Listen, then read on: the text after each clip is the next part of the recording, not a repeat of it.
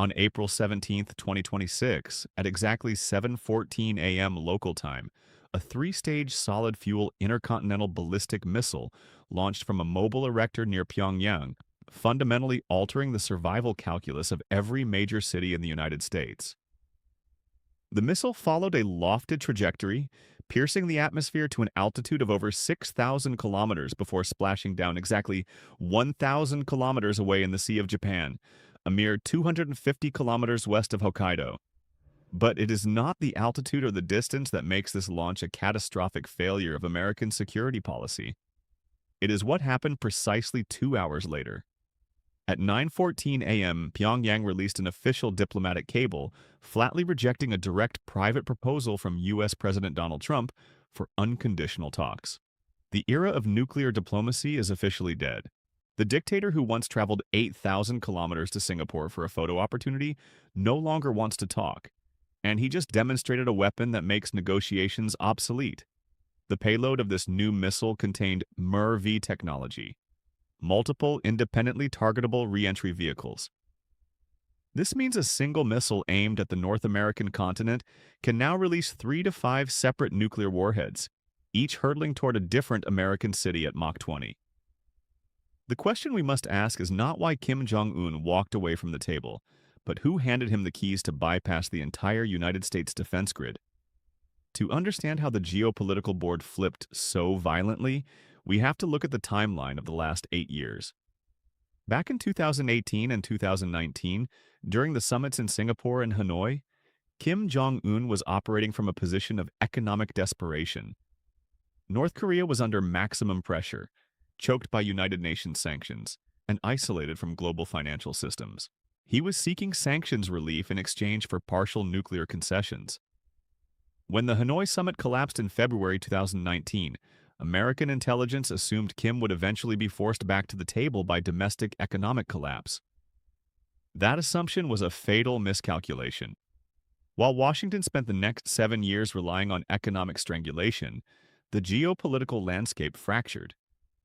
Following the 2022 invasion of Ukraine, Russia found itself entirely isolated from the West and desperate for conventional munitions. A covert and then startlingly overt alliance was forged. Between late 2023 and early 2026, satellite imagery confirmed over 12,000 shipping containers moving between North Korea's Rajan port and Russia's Dunay naval facility near Vladivostok. Pyongyang delivered an estimated 4.5 million rounds of 152mm artillery shells and dozens of KN-23 short-range ballistic missiles to fuel Moscow's war machine.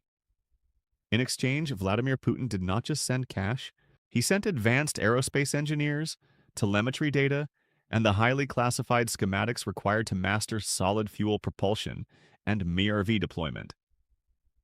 Kim Jong-un is no longer a rogue actor begging for a seat at the table.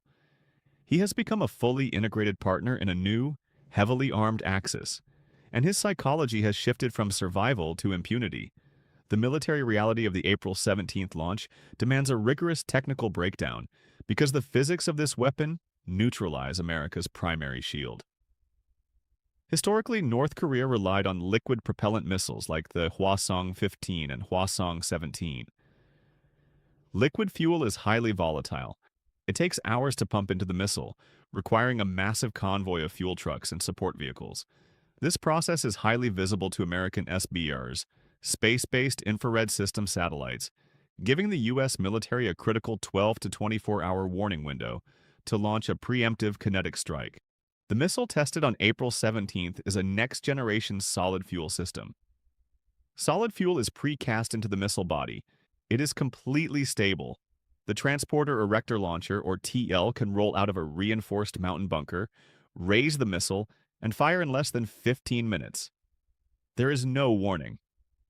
Once in the air, the MIR-V capability fundamentally breaks the math of the American Ground-Based Mid-Course Defense, or GMD, system.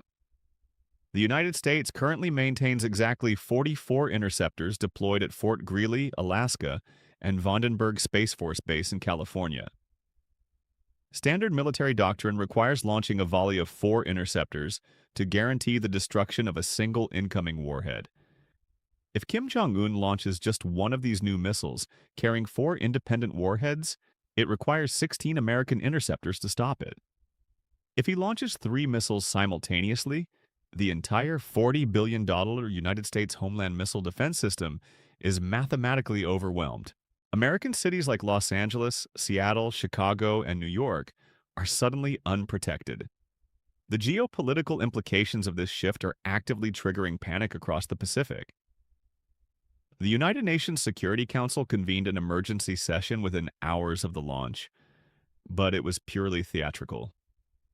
Both Russia and China immediately vetoed any proposal for new sanctions, explicitly blaming the United States for maintaining a hostile posture in the region. Beijing is quietly pleased. A heavily armed, aggressive North Korea serves as the perfect strategic distraction, tying down American naval assets and political capital, while China continues its militarization of the South China Sea. In Tokyo, the response has been visceral. The Japanese government, realizing that the American nuclear umbrella might be structurally compromised, has quietly ordered the Defense Ministry to accelerate studies on counterstrike capabilities. South Korea has already placed its 500,000-strong military on maximum alert. Both nations are watching Washington closely, knowing that if the U.S. cannot shoot down these missiles, the security guarantees holding East Asia together are essentially void. The economic impact of this new reality is already rippling through global markets. When the launch occurred and the subsequent diplomatic rejection was confirmed, the Nikkei 225 dropped 4.2% in a single trading session. Brent crude oil spiked by $3.50 a barrel on fears that any preemptive American military response would disrupt Asian shipping lanes. But the more profound economic shift is happening inside North Korea. The sanctions regime is officially dead. Russian tankers are currently delivering an estimated 500,000 barrels of refined petroleum per year directly to North Korean ports, explicitly violating the UN cap. In return for weapons, North Korea has received massive shipments of wheat, stabilizing their domestic food supply and direct infusions of hard currency. Kim Jong-un's regime is experiencing an economic stabilization it has not seen in 2 decades. He rejected President Trump's offer for talks because he literally does not need American money anymore. The leverage Washington relied on has evaporated. Looking ahead, there are 3 mathematical probabilities for how this crisis develops over the next 12 to 24 months. The best-case scenario carries only a 15% probability. In this outcome, the United States immediately accelerates the deployment of the Next Generation Interceptor, or NGI, aggressively expanding the missile defense grid in Alaska to 64 interceptors. Washington relies heavily on secondary sanctions, punishing any Chinese or Russian banks facilitating North Korean trade, effectively starving the military supply chain. Deterrence holds. Kim Jong-un, satisfied with his demonstrated capability, halts further testing to avoid provoking a direct preemptive strike. The status quo freezes into a new, tense Cold War in the Pacific, buying the U.S. defense industry the 36 months it needs to modernize the homeland defense grid. The worst-case scenario carries a 5% probability, but the consequences are existential. Empowered by Russian backing and absolute confidence in his arsenal, Kim Jong-un decides to prove his capability beyond all doubt by conducting an atmospheric nuclear test over the open Pacific Ocean.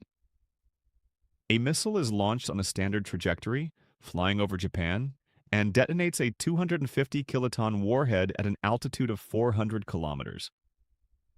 The resulting electromagnetic pulse, or EMP, destroys unhardened satellite networks and blinds early warning systems. The United States is forced to respond kinetically to re-establish deterrence, launching precision cruise missile strikes against North Korean launch facilities. Pyongyang retaliates with a conventional artillery barrage against Seoul, drawing the 2,800 American troops stationed in South Korea into a direct, catastrophic ground war that disrupts 30% of global GDP within weeks. The most likely scenario, sitting at an 80% probability, is a rapid, uncontrollable nuclear proliferation cascade across East Asia. Recognizing that the American GMD system is compromised by MORV technology, the governments in Tokyo and Seoul conclude that Washington will not risk a nuclear strike on Los Angeles to save Hokkaido or Busan. Within the next 18 months, South Korea officially withdraws from the Non-Proliferation Treaty. With their advanced civilian nuclear infrastructure, South Korean scientists construct a viable nuclear device within 12 months. Japan, sitting on 47 tons of separated plutonium, follows suit, weaponizing its stockpile within 6 months. East Asia becomes a multipolar nuclear standoff. The United States loses its exclusive role as the primary security guarantor in the Pacific, fundamentally degrading American geopolitical hegemony. For the American public, the security and economic implications of this shift are immediate and severe. This is not a distant conflict in a remote part of the world. The physics of an ICBM mean that the distance from Pyongyang to Chicago is roughly 10,000 kilometers. A solid fuel missile covers that distance in approximately 33 minutes. For the first time since the height of the Soviet Union, a hostile actor completely immune to American economic pressure possesses the capability to deliver multiple simultaneous thermonuclear strikes against the U.S. mainland with a system designed specifically to evade our interceptors. From an economic standpoint, the American taxpayer is about to foot the bill for a massive defense overhaul. The Pentagon will be forced to request an immediate supplemental budget of at least $15 billion to rush the deployment of directed energy weapons and space-based sensors. If the regional instability causes a disruption in the semiconductor supply chains originating from Taiwan and South Korea, Americans will see immediate hyperinflation in the tech sector, car manufacturing, and consumer electronics. A 10% drop in semiconductor exports from East Asia would trigger a domestic recession within 2 financial quarters. What Americans need to know right now is that the government is quietly shifting its posture from prevention to mitigation. The era of trying to stop North Korea from getting the bomb is over. The new era is about trying to survive a reality where they already have it, and where they refuse to pick up the phone. Here is the underlying reality that mainstream media networks are entirely missing. If you turn on the news today, the narrative is entirely focused on the political drama of Kim Jong-Un snubbing Donald Trump.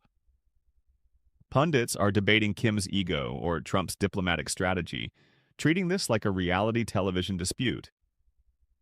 That is a dangerous surface-level distraction. The media is ignoring the profound architectural shift in global power. Kim Jong-un's refusal to talk is not an emotional decision. It is a calculated strategic deliverable to Moscow.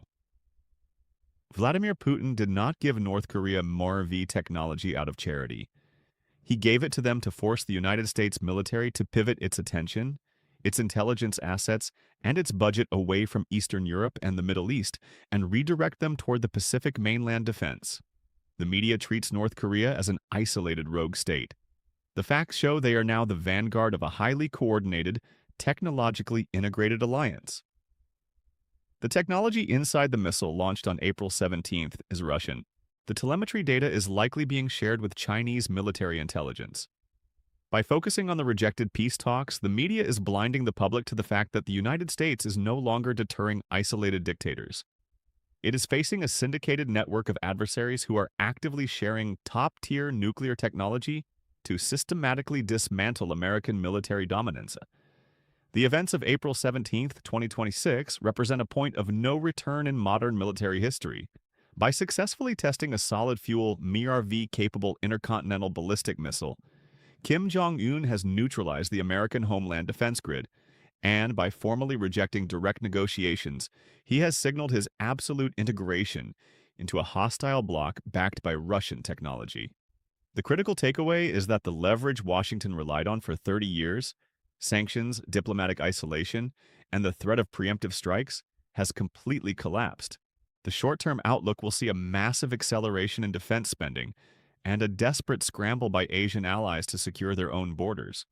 The key indicators to watch in the coming weeks are satellite movements around the Punggye-ri nuclear test site and any shift in Japanese defense budget allocations.